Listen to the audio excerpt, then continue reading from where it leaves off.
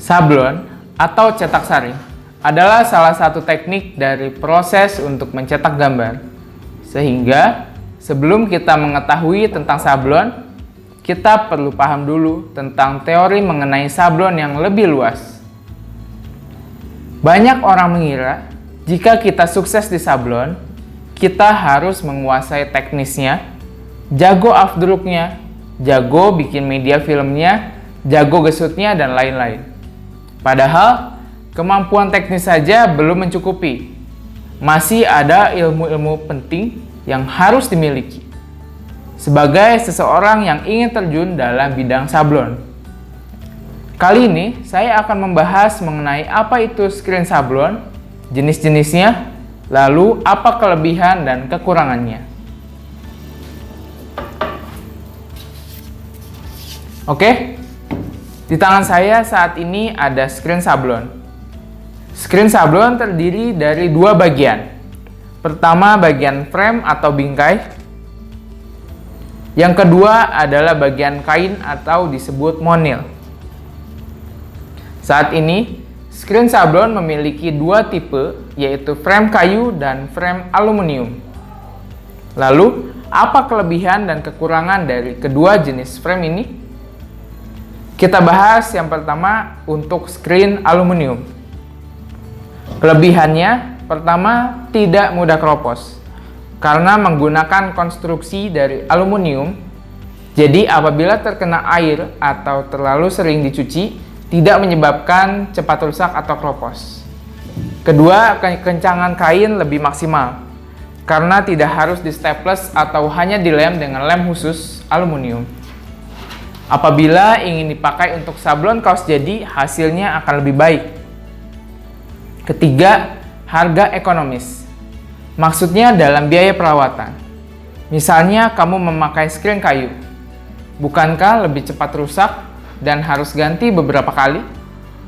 Beda sama screen aluminium yang kalau kainnya sudah tidak maksimal, bisa segera diganti bagian kainnya aja. Yang keempat, bobotnya ringan. Maksudnya lebih hemat biaya dari segi ongkir pengiriman saat membeli bahan baku. Kelima, lebih awet. Awet di sini maksudnya dia akan terjaga kerataannya. Berbeda dengan screen kayu yang kalau dipakai beberapa kali atau setelah dicuci beberapa kali, cenderung jadi bengkok dan tidak rata lagi. Screen aluminium memiliki kekurangan. Pertama, harga screen cenderung lebih mahal. Kedua, biaya perawatan sedikit lebih mahal. Kita masuk ke screen kayu.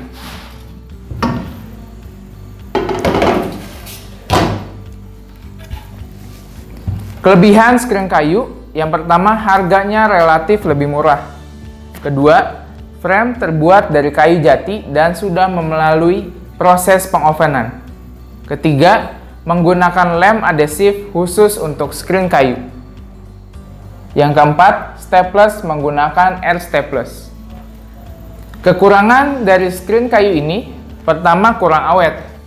Karena setelah dipakai atau dicuci beberapa kali, cenderung jadi bengkok dan tidak rata lagi. Yang kedua, lebih mudah keropos. Yang ketiga, kurang ekonomis karena memerlukan biaya lebih untuk perawatannya. Jadi, gimana? Udah bisa menentukan mau pakai screen aluminium atau screen kayu? Tapi kalau menurut saya, kembali lagi ke kebutuhan Anda masing-masing. Karena setiap customer memiliki pilihan masing-masing juga. Ada yang memilih menggunakan screen aluminium ataupun screen kayu. Dan pada dasarnya, setiap screen mempunyai kelebihan dan kekurangan masing-masing. Oke, setelah kita tahu kelebihan dan kekurangan dari screen aluminium dan kayu, selanjutnya saya akan membahas ukuran screen dan jenis-jenis kain screen. Kenapa penting? Karena teman-teman nantinya dapat menentukan jenis ukuran dan kain apa saja yang dibutuhkan untuk mengerjakan orderan yang teman-teman miliki. Beberapa ukuran yang beredar saat ini mulai dari yang terkecil hingga yang terbesar. Di antaranya 10 x 20 cm, 20 x 30, 25 x 35, 30 x 40, 35 x 45, 40 x 50, 40 x 60, 45 x 65, 50 x 70, 60 x 80, 70 x 90, dan seterusnya. Setelah mengetahui ukuran dari screen, mungkin teman-teman bertanya, gimana memilih ukuran screen sablon yang tepat? Nah, teman-teman harus pastikan desain yang akan teman-teman sablon itu masuk ke area screen, dan screen yang dipilih harus lebih besar dari desainnya. Contohnya, ukuran desain berukuran A4, maka ukuran screen-nya harus lebih besar dari atas A4. Nah, selanjutnya kita akan membahas ukuran pori-pori dan kain sablon. Ukuran pori-pori kain sablon biasanya satuannya huruf T, mulai dari pori-pori yang lubangnya besar hingga yang kecil. Semakin tinggi satuannya, maka semakin kecil pori-porinya. Urutannya seperti ini. Ada T10, T48, T54, T61, T77, T90, hingga T120. Lalu, jenis satuan mana yang cocok dipakai untuk sablon tote bag atau kaos? Oke. Untuk sablon tote bag, biasanya kami menggunakan T54 hingga T77.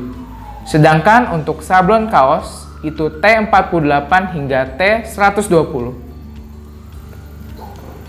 Setelah kita memahami secara umum apa saja screen sablon, jenis ukuran, serta kelebihan dan kekurangannya, maka di video selanjutnya kita akan mengenal lebih dalam mengenai jenis rakel.